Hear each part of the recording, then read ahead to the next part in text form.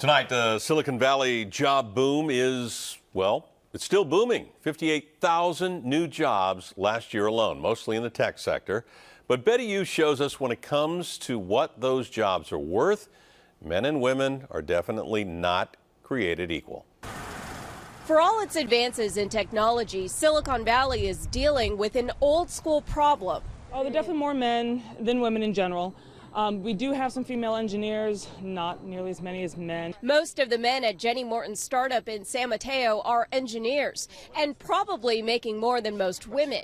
Joint venture Silicon Valley found that men with bachelor's degrees bring in almost $35,000 more than women with the same education.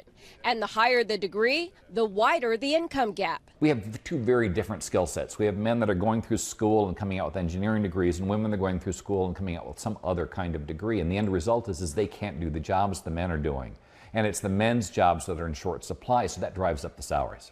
Despite the numbers, tech analyst Rob Enderle says now is the best time for a woman to break into the valley. Because there's a lot of people that are starting to ask the question, why don't we have more women here, and looking for ways to change that dynamic. We're always having to fight this uphill battle. The question is, when will other people give us credit? When will anybody listen to us and take women seriously? Newsweek's cover last week stirred great debate about sexism in Silicon Valley.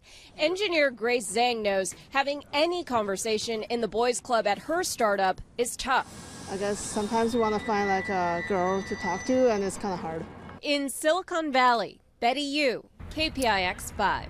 So the overall wage gap in Silicon Valley was just over 60% in 2013. I compare that to just 20% in San Francisco. Statewide, men are earning an average of 41% more than women.